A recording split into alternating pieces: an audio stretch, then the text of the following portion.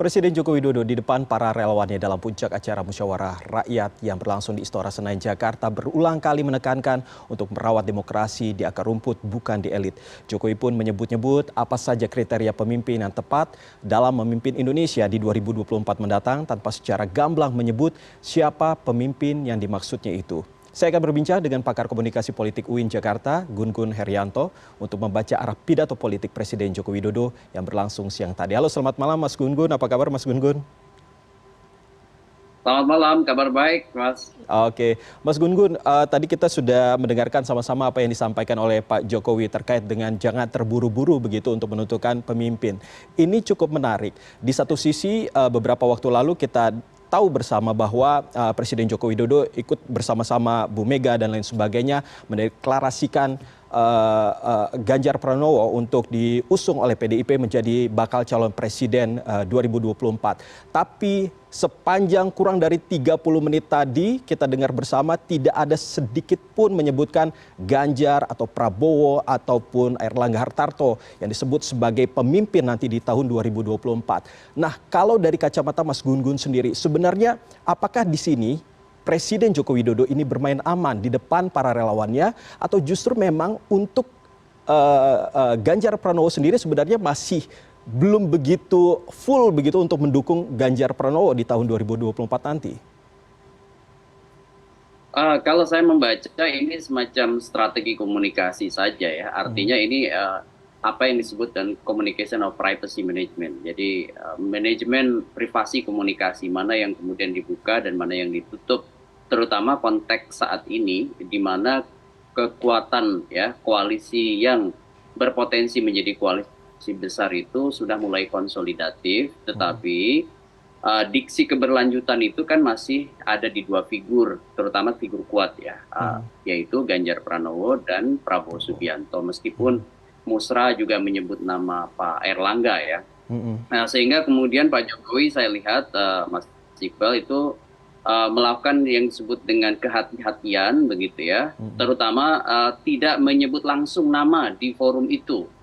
Dia tahu persis bahwa saat ini adalah fase krusial untuk menciptakan suasana yang lebih kondusif supaya tidak muncul yang disebut dengan hambatan psikologis atau psychological barrier bagi semua pihak yang sedang melakukan komunikasi politik.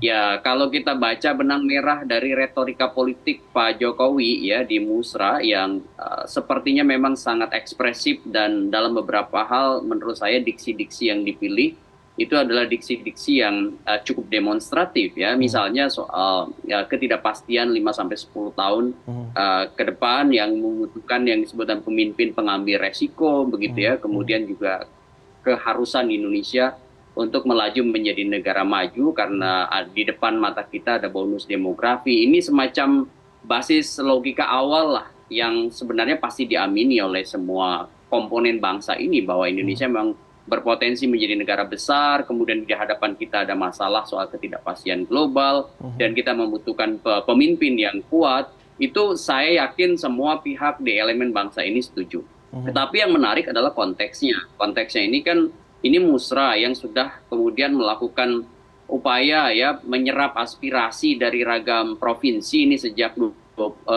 Agustus tahun 2022 dan ini menjadi semacam salah satu sumber daya politik ya bagi Pak Jokowi dan ini bisa juga menjadi semacam bergaining position Pak Jokowi juga di depan kekuatan-kekuatan real politik seperti misalnya partai-partai yang ada saat ini dan partai-partai kan juga tentu punya kepentingan soal power sharing, kepentingan soal pembiayaan pemilu, pembicaraan soal paket capres-cawapres dan disitulah Pak Jokowi tetap menunjukkan bahwa di luar kekuatan parpol yang sudah diorkestrasi hingga saat ini oleh Pak Jokowi, itu juga ada kekuatan non-partai yang disebut dengan relawan Jokowi yang sudah melakukan musra itu. Gitu. Oke, Mas Gun Gun, di satu sisi Musra sendiri sudah menyebutkan ada 3 pemimpin yang mereka keluarkan begitu nama-namanya seperti tadi yang sudah disebutkan ada Ganjar, Prabowo dan juga Airlangga.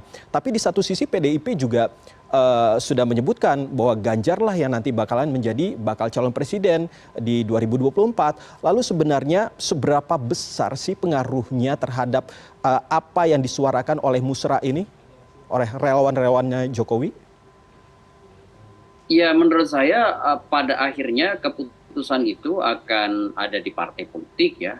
Cuman kan untuk kemudian sampai dari menjadi keputusan akhir itu, partai politik juga melihat dinamika yang berkembang di masyarakat. Antara lain ya konsolidasi-konsolidasi akar rumput seperti yang kemudian dimanifestasikan atau diartikulasikan ya lewat langkah politik para relawan, terlebih kalau kita lihat ya Projo dan kawan-kawannya itu yang kemudian menginisiasi Musra itu adalah relawan Jokowi dengan kemampuan mengakselerasi mobilisasi massa ya yang cukup signifikan, terutama untuk kalau kemudian siapapun yang berupaya untuk mendapatkan atau memperoleh suara, shiftingnya suara Jokowi itu kemudian salah satu bandul yang mungkin harus diperhatikan adalah kemana langkah Jokowi yang kemudian diikuti oleh para relawannya itu mengarah begitu, sehingga kemudian kalau saya lihat keputusan akhir itu kan secara otoritatif kewenangannya itu ada di partai politik untuk melakukan pengusungan secara resmi, artinya de facto de jure pengusungan itu ada di partai politik. Hanya kemudian saya lihat Pak Jokowi paham betul bahwa bingkai kekuatan politik yang kemudian juga real diperhatikan oleh partai politik itu adalah jangkar-jangkar relawan, salah satunya yang kemudian kalau kita lihat berkelindan dengan Pak Jokowi adalah Musra dengan Projonya itu begitu. Berbicara soal apa yang tadi sudah disampaikan oleh Jokowi juga di depan para relawannya, tentunya kita sebagai penonton nih selalu bertanya-tanya juga ini bagaimana nantinya kelanjutannya.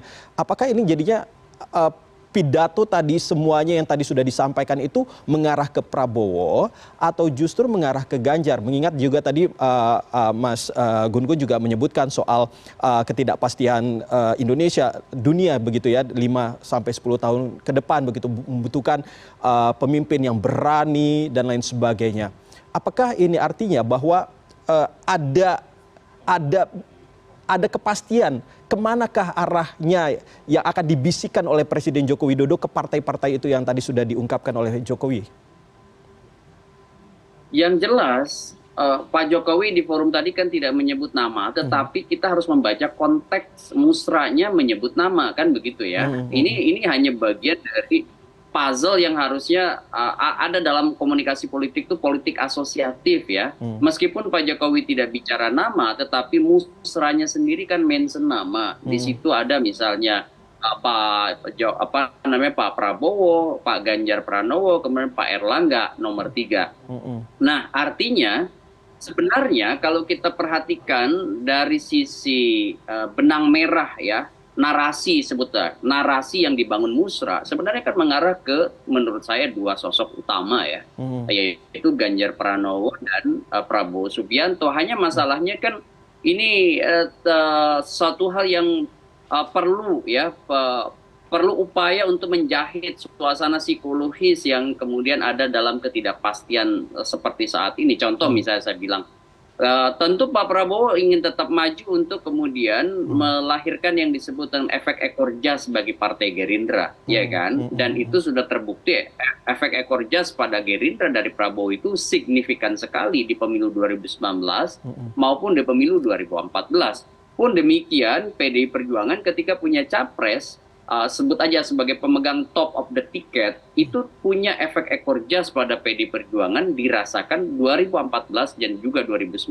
suaranya naik signifikan. Nah, artinya saya melihat bisa saja berpotensi di putaran pertama itu baik Pak Ganjar Pranowo dengan koalisinya maupun Pak Prabowo Subianto dengan koalisinya bisa saja maju, ya kan, untuk kemudian bicara bukan hanya capres tapi bicara untuk efek ekor jas bagi pemilu legislatifnya.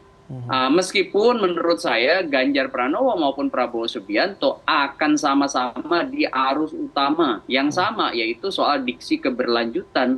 Jadi saya melihat sekalipun mereka berkompetisi, tetapi pada akhirnya ya bejana berhubungan pemilih Prabowo diharapkan secara kondusif itu juga berhubungannya itu dengan Ganjar Pranowo, bukan dengan Anies Baswedan. Kira-kira itu yang kemudian saya baca sedang dibangun oleh Pak Jokowi, mengorkestrasi partai supaya kemudian proposal utamanya koalisi besar, syukur-syukur kalau dalam bacaan saya membaca nih ya apa yang dilakukan oleh Pak Jokowi, inginnya membangun koalisi besar dari awal.